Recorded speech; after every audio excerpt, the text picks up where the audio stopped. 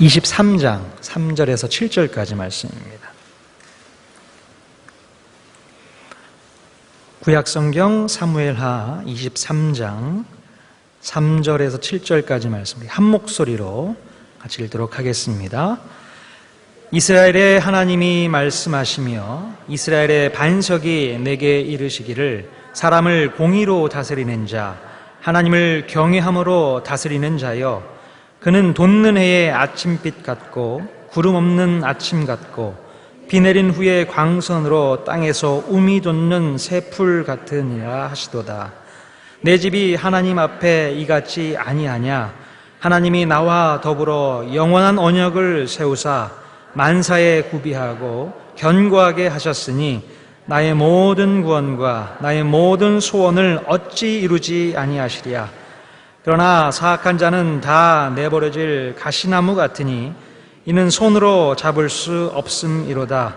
그것들을 만지는 자는 철과 창자루를 가져야 하리니 그것들이 당장에 불살리리로다 하니라. 아멘. 오늘은 다윗의 마지막 말이라는 제목으로 목사님 나오셔서 말씀 증거해 주시겠습니다.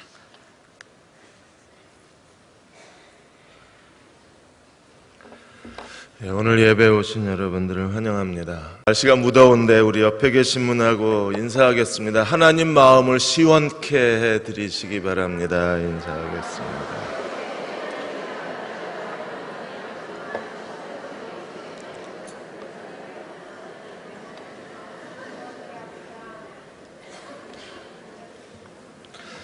오늘이 사무엘하 23장이고 금요일이면 이제 사무엘하가 끝나게 됩니다.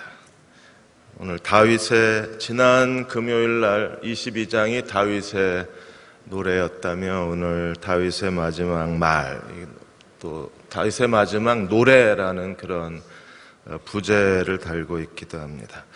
박근혜 대통령께서 오늘 5명의 장관을 임명을 하셨는데 지금 대통령의 리더십이 사면 초과 상태에 있습니다.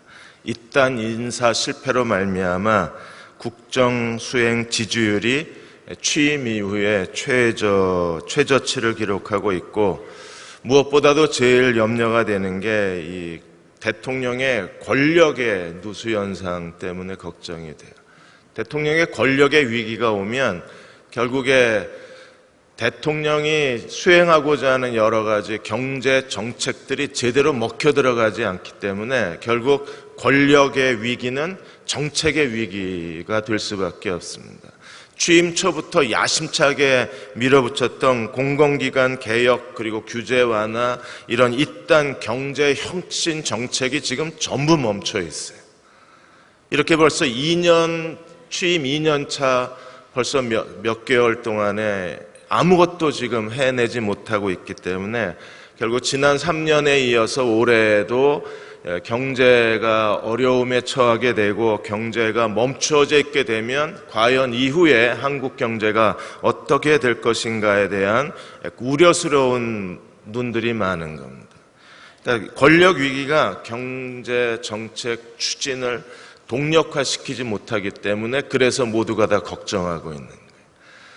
TV에 박근혜 대통령 얼굴이 나오면 걱정스럽습니다. 저도 제 얼굴 봐도 걱정스럽습니다. 그래, 박근혜 대통령한테 오늘 이 23장을 꼭 설명해 주고 싶어요. 하나님께서 다윗을 어떻게 만들어내셨나, 다윗의 인생을 만들어내신 그 하나님이 오늘 23장에 기록이 되어져 있는데, 하나님께서 다윗을 만들어 놓으신 그 다윗의 인생의 비밀이 오늘 23장에서 하나님께서 행하신 일, 그리고 다윗의 충성된 용사들이 행한 이렇게 두 파트로 나누어져서 진행되고 있습니다. 고린도전서 15장 10절에 이렇게 말했습니다. 그러나 내가 나 된 것은 하나님의 은혜로 된 것이니 내게 주신 그의 은혜가 헛되지 아니하여 내가 다른 모든 사도들보다 더 많이 수고하였으니 내가 아니요 오직 나와 함께 하신 하나님의 은혜라고 그랬습니다.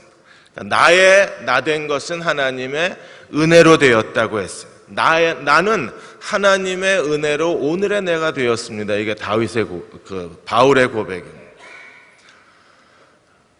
소리를 좀 조정 좀 해주세요. 웅웅웅거리는. 지난 주일날도 제가 힘들었는데 좀 웅웅거리지 않았습니까? 나 이 웅웅하는 여자 싫어해. 난 다정한 여자가 좋아요. 웅웅거리는 거예요. 그러니까 나는 바울이 뭐라고 고백하고 있어요? 하나님의 은혜로 오늘의 내가 되었습니다. 근데 이게 바울의 고백뿐 아니라 다윗도 똑같은 고백을 하는 거예요. 나는 하나님의 은혜로 오늘의 내가 되었습니다. 여러분도 하나님 앞에 이렇게 고백하시는 종들이 되시기를 축원합니다. 나는 하나님의 은혜로 오늘의 내가 되었습니다.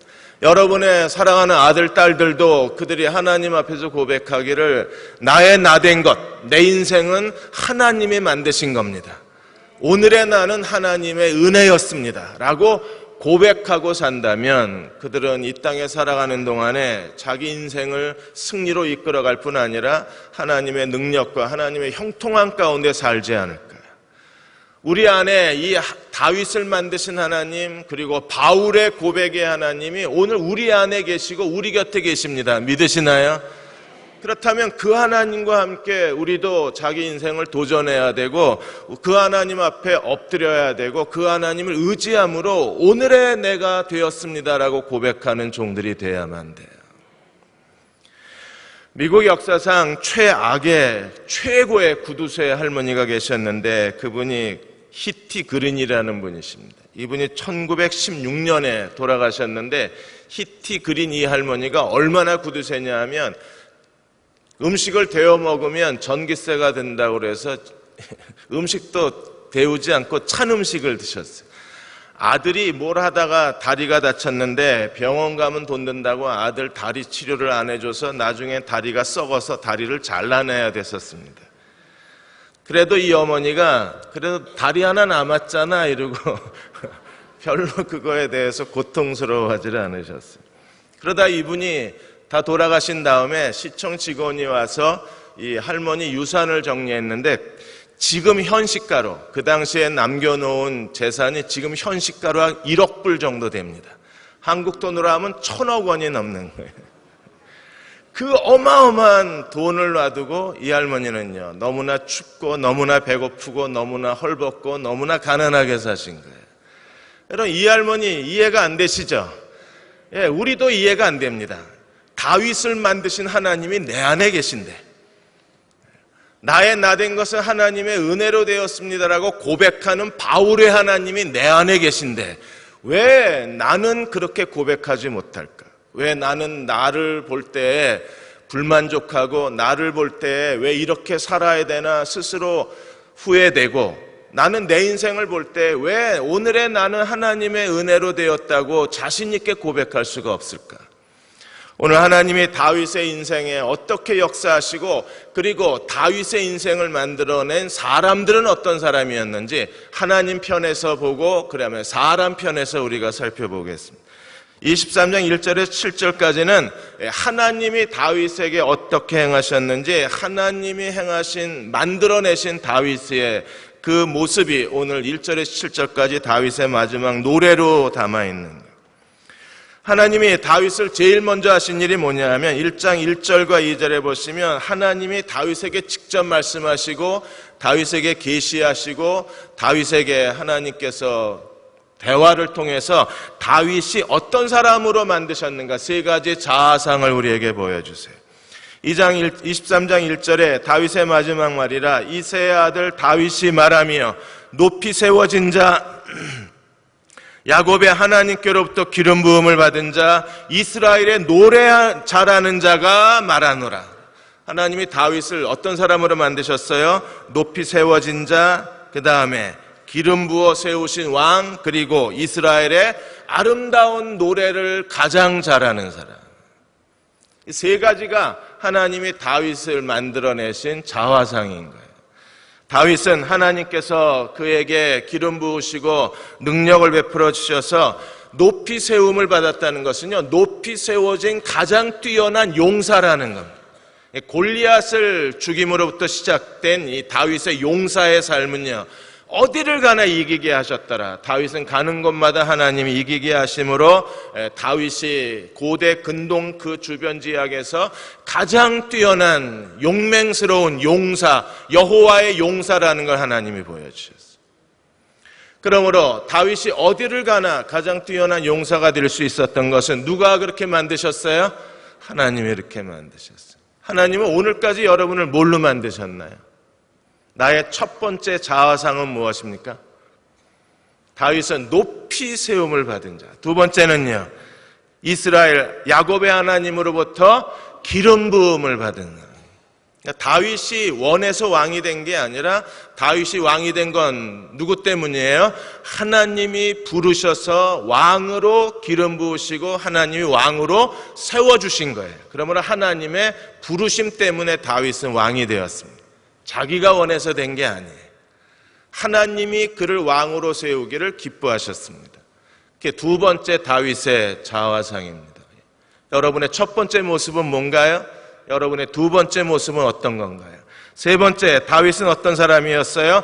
가장 아름다운 노래를 부르는 사람입니다. 이스라엘의 노래 잘하는 자가 말하도다. 다윗이 그렇게 스스로 얘기했으면 얼마나 교만하게 보였겠습니까? 그런데 누가 그렇게 말씀하신 거예요? 하나님이 그렇게 다윗에게 말씀을 해주신 거예요. 다윗은 그의 평생에 하나님을 노래하는 사람이었어요. 시편에서 가장 많은 시편을 다윗이 기록했습니다. 다윗이 얼마나 노래를 잘했는지, 그가 하프를 타면서 노래하면 어떤 일이 벌어졌습니까? 사울에게 임했던 악신이 떠나갈 정도로 하나님은 다윗의 노래 잘하는 재능을 통해서 그로 하여금 이스라엘의 하나님을 찬양하도록 그의 생애를 축복하신 것이 하나님이 하신 일이었어요. 그러므로 용사, 왕, 노래 잘하는 자, 이 세 가지 얼굴이 하나님이 다윗을 만들어내신 하나님의 은혜였습니다. 그리고 그 하나님이 오늘 우리의 인생도 만들어내고 계신 거예요. 우리가 더 하나님 앞에 엎드려야 되고 더 많이 기도해야 되고 더 하나님을 의지해야 되는 이유가 여기에 있어요. 저도 요즘에 계속 하나님 앞에 엎드려서 하나님을 의지합니다. 왜냐하면 하나님의 은혜만이 나를 만들어내실 수 있고 하나님의 은혜로만이 우리가 바울이 고백한 것처럼 하나님을 섬길 수 있고 하나님의 은혜로만이 우리는 하나님이 맡겨주신 사명을 감당할 수 있기 때문에 계속 엎드려 있을 수밖에 없어요. 켄터키 대학의 유명한 정신과 의사 웨인 오츠라는 분이 계십니다. 이분이 부모가 갑자기 교통사고로 돌아가신 뒤에 동생들을 이 아이가 먹여 살려야 했었어요.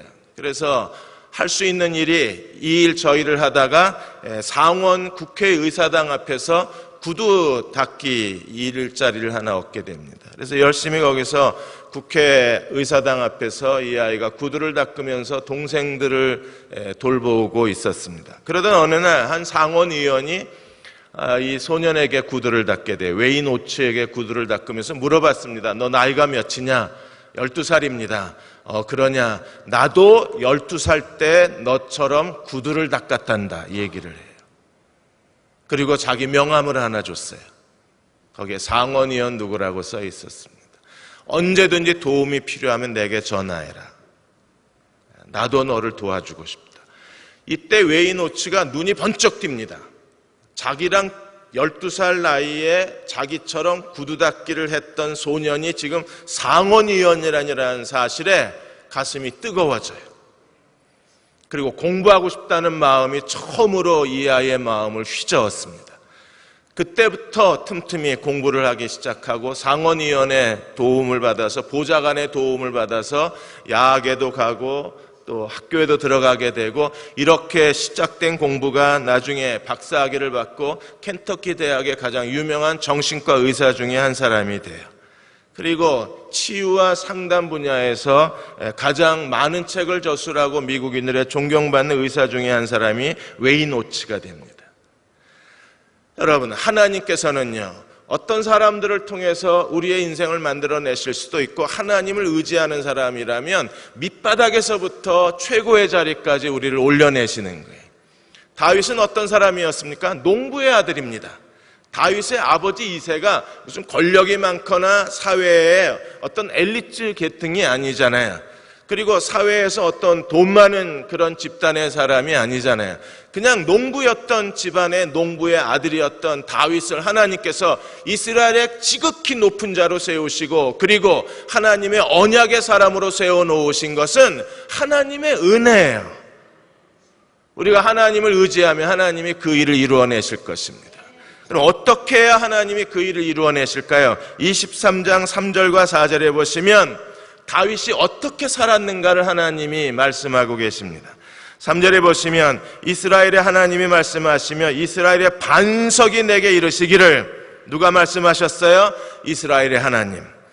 누가 이르셨습니까? 이스라엘의 반석이 다윗에게 말씀하시기를, 사람을 공의로 다스리는 자, 하나님을 경외함으로 다스리는 자요. 하나님이 다윗에 대해서 두 가지 그의 인생을 평가하시고 다윗의 통치력에 대해서 평가를 하셨는데, 이스라엘의 왕으로 다윗이 행한 두 가지 일을 분명하게 말씀하시기를, 다윗은 어떤 사람이었어요? 그가 이스라엘 왕으로 통치하는데 사람을 공의로 다스렸어요. 공평으로 다스렸습니다. 그리고 그가 또 하나 행한 중요한 일이 무엇입니까? 하나님을 두려워함으로, 하나님을 경외함으로 통치를 했습니다. 그러므로 다윗이 이스라엘 왕으로 그가 하나님이 인정하신 게 뭐예요? 사람을 공평함으로 통치하고, 그 다음에 또 하나 하나님을 두려워함으로 통치한 거예요. 오늘 이 시대에 우리도 하나님을 의지한다면 우리도 오늘 두 가지를 행해야 돼. 하나는요, 공평함으로 행해야 되고, 또 하나는 하나님을 두려워함으로 행해야 돼요.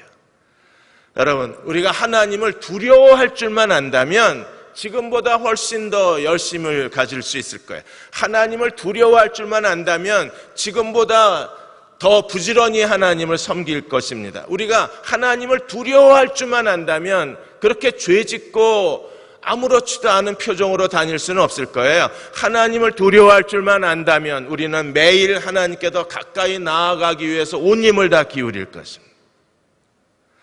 하나님을 두려워하는 마음을 오늘 저와 여러분에게 주시기를 주의 이름으로 축원합니다.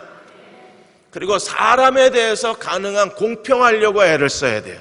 예수님이 이 땅에 계시는 동안에 사랑과 공의를 행하셨던 것처럼, 다윗이 공평함으로 백성들을 다스렸던 것처럼, 우리가 우리 주변 사람들을 외모로 사람을 취하지 않고 그 사람이 가지고 있는 외적 기준에 따라서 우리가 사람을 무시하거나 사람을 존대하는 게 아니라, 하나님께서 내 곁에 주신 사람들을 하나님의 사랑과 하나님의 공의로 공평함으로 대할 수만 있다면 하나님께서 우리 행하는 모든 일을 복을 주지 않으실 거예요. 다윗은 철저하게 그의 평생 동안에 사람에 대한 공평함, 그 다음에 하나님을 두려워할 줄 아는 그의 통치의 사람이었어요. 그러자 하나님이 어떻게 하셨습니까? 4절에 보시면 하나님이 다윗을 이렇게 축복하셨습니다. 그는 돋는 해의 아침빛 같고, 아침에 저쪽 언덕에서 떠오르는 아침 햇살처럼 너무나 아름답고 너무나 깨끗하고 너무나 밝은 아침 햇살처럼 하나님이 다윗을 축복하셨어요. 그리고 구름 없는 아침 같고, 그 다음에 비 내린 후에 광선으로 땅에서 움이 돋는 새풀 같으니라. 비가 온 뒤에 그 환하고 강한 햇살이 쏟아질 때에 비온 대지에서 새싹이 움돋아 나듯이 하나님이 다윗을 그렇게 축복하셨다고 그랬어요. 여러분, 하나님의 거룩한 빛이 비치셔야 합니다. 하나님의 은혜가 빛처럼 내려와서 아침 햇살 같아야 되고, 하나님의 은혜가 비 온 뒤에 강한 오후의 햇살처럼 내 인생을 비추게 되면 어떤 일이 벌어질까요? 지친 영혼이 새로운 힘을 얻고, 우리의 소망은 점점 더 커질 것이고, 우리 안의 생명력은 점점 더 강성해져서 우리의 삶 속에서 하나님의 열매가 맺어지지 않을까요? 그리스도가 빛이십니다. 그분의 빛이 우리 가운데 은혜로 쏟아져야 합니다. 그래야 우리의 삶 속에 모든 죽었던 것이 다시 살아나고, 시들었던 것이 다시 생명력을 얻고, 우리의 삶의 생명의 기운으로 충만해지는 거예요. 그렇게 될 때 어떤 일이 벌어집니까? 하나님이 우리를 용사로, 왕으로, 노래 잘하는 자로 다윗의 인생을 만들어내신 것처럼, 하나님께서 그의 은혜와 그의 부르심과 그리고 내게 주신 재능에 따라서 오늘 하나님이 내 인생을 영원하게 만들어내실 거예요. 그 하나님의 은혜 안에 거하는 저와 여러분이 되셔야 합니다. 김명수 교육부 장관 후보가 결국에는 청와대에 추천을 받지 못하고 바뀌었습니다. 진작 그만뒀으면 얼마나 사람들에게 남아있는 신뢰라도 얻지 않았을까 싶습니다. 김명수 이 교육부 장관 후보자하고 배우 김혜수 씨를 대조시켜서 칼럼을 쓰신 분이 계십니다. 배우 김혜수 씨는요, 석사학위 논문 표절이 딱 터졌을 때 거기에 300여 명의 기자가 모였고 그리고 200여 명의 대학생들이 모인 자리에서 김혜수는 어떻게 했습니까? 자기의 잘못을 솔직하게 시인을 했어요. 12년 전에 내가 영화배우로 왕성하게 너무 바쁘게 활동할 때 그게 잘못인지 모르고 내가 그런 관례를 따라서 논문을 베껴 썼다. 미안하다. 잘못했다. 내 잘못이다. 그리고 석사 논문을 학위를 반납을 하고 그리고 어떻게 했습니까? 이제부터 내가 다시 신뢰를 얻기 위해서 모든 노력을 다하겠다 그랬어요. 그때 김혜수를 취재하러 왔던 300여 명의 기자들이 다 박수를 쳤습니다. 그리고 그 모습을 지켜보고 있던 200여 명의 대학생들이 전부 박수를 쳤어요. 근데 김명수 교육부 장관 후보는 어땠습니까? 칼럼을 대필해준 제자가 제발 스승님, 제발 인정하고 자기 잘못을 인정하고 사퇴하십시오. 간곡하게 권면을 했는데도 이 양반은 자기는 잘못한 게 없다 그랬잖아요. 공의의 문제입니다. 공의의 문제고 하나님을 두려워할 줄 아느냐 모르느냐의 문제예요. 하나님을 두려워하면 그렇게 행동할 수는 없습니다. 사람들 앞에 공평을 행하는 사람은 자기가 뭘 잘못했는 줄 알고 인정할 줄 알아야 그게 공의예요. 그러니까 김혜수 배우는요, 배우임에도 불구하고 그녀의 인격이 존중받는 이유가 여기 있는 겁니다. 배우라고 그래서 그냥 우리는요, 어디서나 볼 수 있는 인품이라고 생각을 했는데 오히려 그녀 안에 더 뛰어난 인품이 있었던 거예요. 그렇게 평생을 교수로 지내고 그리고 제자들을 가르쳤던 교수님보다도 더 나은 인품이 그 안에 있었잖아요. 그렇다면 오늘 그리스도인들은요, 우리 안에 성령이 내주하시고 우리 그리스도가 내 안에 계신 걸 믿는다면 우리는요, 배우 김혜수보다도 조금 더 나아야 되지 않을까요? 조금 더 공의롭고 조금 더 하나님을 두려워할 줄 알아야 되지 않을까요? 우리가 그렇게 살아야 할 이유가 분명한 거예요.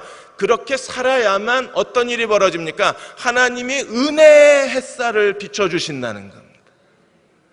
여러분이 가는 곳마다 이 아침 해가 도둠같이 여러분의 얼굴에 그 얼굴에 햇살이 비친다면 얼마나 아름답겠어요. 옆 사람 얼굴을 한번 보겠습니다. 그 얼굴에 햇살이 보이시나요?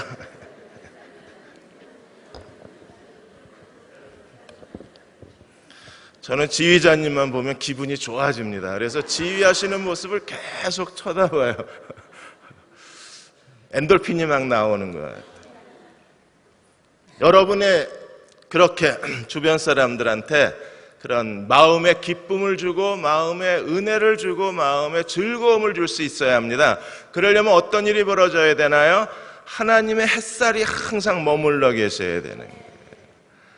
우리 옆에 계신 분하고 그렇게 인사하겠습니다. 하나님의 은혜의 햇살이 충만하시기 바랍니다. 인사하겠습니다.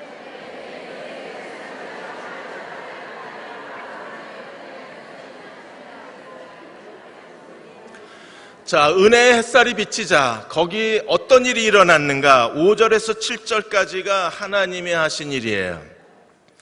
자, 사람을 공의로 다스리고 하나님을 두려워하자. 하나님이 어떻게 하셨다고요?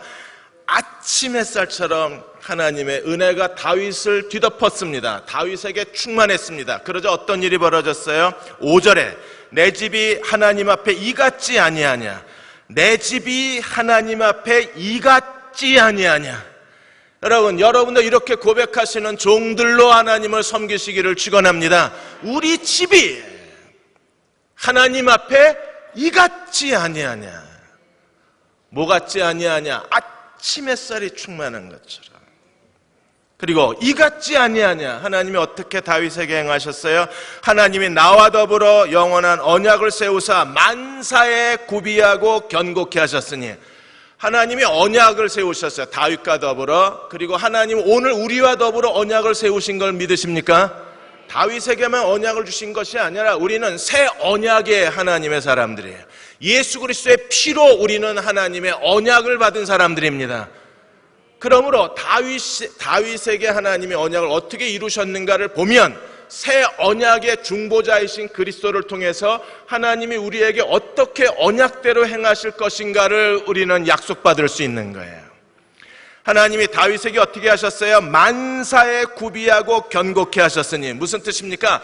언약을 주시는 하나님이 지금도 쉬지 않고 언약을 이루고 계신다는 사실입니다. 하나님이 우리 안에 시작하신 일, 하나님이 지금도 쉬지 않고 일하고 계신 하나님이시고 말씀하신 하나님이 그것을 이루시는 하나님이심을 믿으십시오. 하나님이 시작하신 일, 하나님이 멈추지 않으시고 하나님이 완성하실 것입니다. 단 하나님, 사람 앞에 공의로 행하고 하나님을 두려워함으로 살아야 돼요. 그래야 내게 약속하신 것을 하나님이 이루어 가시는 거예요. 그래서 만사에 구비하고 하나님이 경고케 하셨고 또 다른 약속은 무엇입니까? 나의 모든 구원과 나의 모든 소원을 어찌 이루지 아니하시랴. 하나님이 약속하신 거 하나님이 반드시 이루시겠다고 선언하셨어요. 너는 실패해도 나는 실패하지 않는다는 거예요. 우리는 다윗이 우리 아내 밧세바로 말미암아 실패했습니다. 크게 넘어졌습니다. 하나님이 그 다윗의 집에 대해서 심판하실 수밖에 없었습니다. 칼이 네 집에서 영원히 떠나지 아니하리라. 너는 은밀히 행하였으나 나는 백주 대낮에 행하리라. 하나님이 다윗의 죄를 심판하셨습니다. 다윗의 인생이 끝나는 줄 알았습니다. 다윗의 언약은 거기서 다 무효가 되는 줄 알았습니다. 그러나 하나님은요, 다윗의 죄에도 불구하고 다윗이 크게 넘어졌음에도 불구하고 그 비인간적인 죄를 저질렀음에도 불구하고 다윗의 집안에 하나님이 맹렬하게 심판하셨음에도 불구하고 다윗을 향한 언약과 다윗에 대한 약속은 하나님이 지금도 진행하고 계신다는 거예요. 이 하나님께 우리가 감사할 수밖에 없는, 하나님께 다윗이 지금 성령으로 계시를 받아서 지금 하나님께 이 노래를 부르고 있는 겁니다. 하나님이 나의 모든 소원, 구원과 나의 모든 소원을 어찌 이루지 아니하시리. 그러나 사악한 사람들은 어떻게 되나요? 6절에 그러나 사악한 사람들은 다 내버려질 가시나무 같으니 이는 손으로 잡을 수 없으니라. 여러분, 사악한 사람은요, 이게 손으로 못 잡아요. 가시나무를 어떻게 손으로 잡겠어요? 그러니까 무슨 뜻입니까? 사악한 사람은 하나님이 붙잡아 쓰실 수가 없다는 거예요. 사악한 사람은 어떤 사람입니까? 다윗의 반대겠죠. 하나님을 두려워할 줄도 모르고 하나님의 공의도 잃어버린 사람들, 하나님 앞에 제멋대로 사는 사람들, 기분 내키는 대로 사는 사람들, 온갖 게으름을 다 피우고 사는 사람들, 이게 하나님을 섬기는 건지 아닌 건지 이게 불명확한 사람들, 그들은 어떤 사람들이에요? 결국에 가시나무 같아서 손으로 잡을 수가 없어요. 그러니까 하나님이 손으로 잡아야 쓰시고 손으로 잡아야 도와주시고 손으로 잡아야 인도하실 텐데 하나님이 손으로 못 잡겠다 그러신 거예요. 제가 보기엔 끝난 인생 아닐까요? 하나님이 야, 너 가시 때문에 못 잡겠어야 이러면요, 못 도와주시는 거잖아요. 하루하루의 삶 속에서 하나님을 의지하고 공평을 행하고 하나님을 두려워함으로 행하는 저희가 되어야, 그래야 버림받지 않는 거예요. 나중에 이 가시나무는 어떻게 된다 그랬습니까? 7절에 그것들을 만지는 자는 철과 찰자루를 가져야 하니, 만지려면 어떻게 해야 돼요? 창자루로 이렇게 때릴 수밖에 없는 거예요. 그래서 손으로 못 잡으니까 그것들을 어떻게 한다고요? 당장에 불살라버린답니다. 요한복음 15장에도 열매 맺지 못하는 가지는 어떻게 하신다고 그랬어요? 당장에 불살라버립니다. 왜? 포도나무 가지는요, 이거 목재로도 쓸 수 없고 포도나무 가지는 아무 쓸데가 없어요. 포도 열매를 맺지 못하면 그 말라 비틀어지고 휘어진 가지를 어디다 쓰겠습니까? 장식품으로도 못 씁니다. 벌레가 생겨서. 그러니까 불 태울 수밖에 없는 거예요. 오늘 예배드리신 여러분 가운데에는 이러한 하나님이 너무 가시가 많아서 하나님이 내가 널 손으로 못 잡아 라고 말하는 분이 한 분도 없으셔야 돼요. 있으시면 안 돼요. 안 돼요. 진짜 안 돼요. 큰일 나요. 절대 누구도 그래서는 안 돼요. 이번에 주한미군 쓰레기장에서, 쓰레기 소각장에서 주한미군이 먹다 버린 그 전투 식량을 2012년 6월부터 쓰레기 소각장에서 이 전투 식량을 빼내가지고 인터넷으로 판 업자가 잡혔습니다. 남이 버린 전투 식량을 이걸 10개, 12개 드리를 3,000원씩 업자한테 넘기고 그 업자는 이거를 5,000원, 8,000원씩 등산 가는 사람, 캠핑 가는 사람, 미군 부대에서 나온 거라고 뭐 좋은 줄 알고 열심히 끓여 드셨을 텐데 그게 전부 쓰레기장에서 나온 거예요. 먹은 사람 얼마나 억울할까. 이 기사 보고 난 캠핑을 안 가길 다행인 것 같아.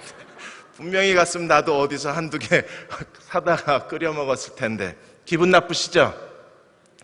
뉴스 들으면서도 기분 나쁩니다.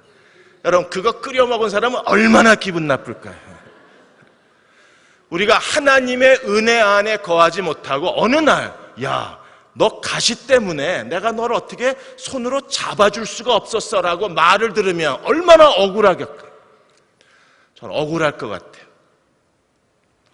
우리가 하나님 앞에 다윗이 우리에게 보여준 대로 하나님이 세 가지 자아상, 용사, 왕, 노래자라는 자, 두 가지 사람 앞에 공의를 행하는 사람, 사람에겐 공의. 하나님은 어떻게 했다고요? 하나님은 경외하고. 그러자 어떤 일이 벌어졌어요? 하나님이 다윗의 언약을 시작하시고 끝까지 이루어내셨다고 약속하셨어요. 이렇게 못 사는 사람은 다 어떤 사람이에요? 다윗처럼 못 살면 다 어떤 사람이 되는 거예요? 사악한 자가 되는 거예요. 다윗처럼 사느냐 아니면 사악한 자로 버림받느냐가 우리 앞에 있는 겁니다. 오늘 우리는 하나님 앞에 다윗과 같이 하나님이 쓰시는 종들이 되셔서 하나님이 마음껏 그분의 은혜의 자리로 우리를 데려가 주시고 우리를 높여주시고 그 길을 넓혀주시고 하나님의 영광의 그릇으로 삼아주시기를 축원합니다. 8절에서 39절까지는 다윗의 30용사, 근데 다 세어보면 37용사예요. 여러분, 하나님도 다윗의 인생을 만드실 뿐 아니라 누가 또 만드셨어요? 사람이 만들어졌어요. 다윗에게는 그의 생애 동안에 30명의 용사라고 불리워지는 이 23장의 명단의 사람들이 따라다녔습니다. 하나님도 내게 충성되시고 사람도 내게 충성될 때 그때 하나님께서 우리의 인생을 영광스럽게 하실 수 있는 거예요. 내 곁에 나를 도와줄 수 있는 사람이 있어야 된다는 걸 우리는 사무엘하에서 지금 몇 번째 목격을 합니다. 아, 사람이 있어야 되는구나.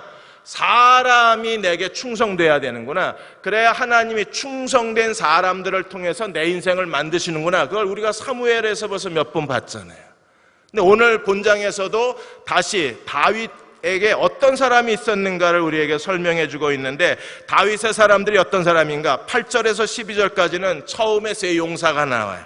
그래서 8절에 다윗의 용사들의 이름이 이러하니라. 다그몬 사람 요셉 바세벳. 이 사람은 어떤 사람입니까? 한 번에 800명을 쳐 죽일 정도로 뛰어난 용사였어요. 두 번째 9절에 아호앗 사람 도대의 아들 엘르아살. 이 사람은 어떤 사람이에요? 다윗과 함께한 세 용사 중에 한 사람이었는데 블레셋 사람에게서 큰 공헌을 했던 사람이 이 엘르아살입니다. 그래서 10절에 보시면 엘르아살이 어떻게 싸웠는가 하면 그가 나가서 손이 피곤하여 그의 손이 칼에 붙기까지 블레셋 사람을 쳐 죽였어요. 손에 칼이 붙었다는 게 뭡니까? 물집이 벗겨지고 나중에는요 아예 칼과 손이 하나가 될 정도로 블레셋 사람을 죽일 정도로 이 사람은 엘르아살은요 다윗의 세 용사 중에 한 사람이었던 이는 가장 뛰어난 용사 중에 용사였어요. 이런 사람이 있었기 때문에 하나님이 어떻게 하셨습니까? 10절에 보시면 블레셋 사람을 치니라. 그날에 여호와께서 크게 이기게 하셨으므로. 누가 있었기 때문에? 엘르아살. 그는 어떤 사람이었는데 손과 칼이 맞붙어가지고 피곤할 때까지 지칠 때까지 블레셋 사람을 쳐 죽였던 다윗의 용사가 있었기 때문에 하나님이 어떻게 하셨다고요? 그날에 이기게 하신 게 아니라 어느 정도 크게, 약불이 아니라 중간불이 아니라 강불로 아주 강하게 하나님이 크게 이기게 하실 수 있었던 것은 누가 있었기 때문에요? 엘르아살이에요. 11절에 세 번째, 세 용사 중에 세 번째 삼마가 나오는데, 삼마가 23장에서 세 번 나와요. 근데 세 사람이 다 다른 사람입니다. 이렇게 세 용사가 다윗 곁에 있어서 다윗을 호위했습니다. 다윗과 함께 있었습니다. 이 세 용사들이 있었기 때문에 하나님이 다윗을 더 영광스럽게 하시고, 다윗이 가는 곳마다 여호와가 이기게 하시고, 여호와가 함께 하시고, 하나님이 함께 하시기 위해서 가장 중요한 게 누구예요? 다윗 곁에 충성된 사람들이에요. 10절에 하나님이 크게 이기게 하시고, 12절에 보시면 그가 그 밭가운데 서서 막아 블레셋 사람을 친지라 여호와께서 큰 구원을, 큰 승리를 하나님이 주시면요, 큰 것만 주세요. 10절에 크신 승리를, 12절에 크신 구원을. 누가 있었기 때문에? 세 용사가 있었기 때문에. 그러므로 오늘 하나님이 우리 가운데 역사하시려면 내 곁에 누가 있어야 돼요? 내게 충성된 사람, 아니면 하나님께 충성된 사람이 내 주위에 다윗처럼 37명, 30용사라고 자꾸 나온 이유는요, 37명 가운데 아마 어떤 사람들은 죽고 어떤 사람은 새로 명단이 바뀌어졌기 때문에, 그래서 성경이 37명의 이름을 써놓고 계속 말하기는 30용사, 30용사, 30용사를 써놓은 이유는, 성경이 이 글을 쓰신 분이, 성경 필사하신 분이 숫자를 못 세서 그런 게 아니라 일부 사람들은 이미 죽은 거예요. 그리고 대부분의 30용사는 유다 지파 사람들입니다. 그 사람이 죽었어요. 30용사만 남았어요. 그럼에도 37명의 이름을 다 기록해 놓는 거예요. 왜? 그들은 죽었어도 여전히 다윗의 용사였기 때문에 그들의 이름을 남겨놓는 것을 성경이 그 수고를 마다하지 않는 겁니다. 왜요? 그들이 있었기 때문에 하나님이 다윗을 축복하실 수 있었어요.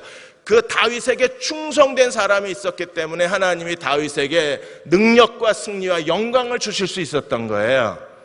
그러면 이 사람들이 얼마나 다윗에게 충성됐는가? 13절에서 17절까지 보시면 세 용사가 어떤 사람이었는가를 우리에게 보여주는데, 어느 날 아둘람 동굴에 다윗의 본부가 있고 블레셋 사람들이 베들레헴에 블레셋 진지가 있었습니다. 근데 아둘람 쪽은요, 물이 별로 좋지 않습니다. 이따가 그 성서지리 하실 때 한번 보세요. 그쪽이 별로 물이 안 좋습니다. 근데 베들레헴 쪽은요, 물이 계속 솟아나는 지역이에요. 그러니까 날마다 이 흙탕물을 먹었던 다윗이 어느 날 베들레헴 쪽을 바라보면서 베들레헴 운물물 이랬습니다. 이건 명령이 아니에요.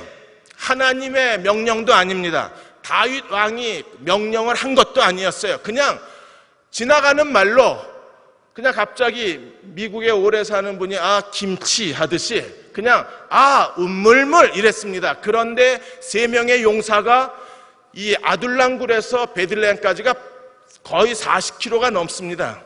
왕복 80km가 넘는 거예요. 거기를 치고 나가서 블레셋 진지를 뚫고 나가서 베들레헴 운물물을 길어가지고 이 한 컵의 물을 다시 뚫고 나와서 지금 다윗에게 바치는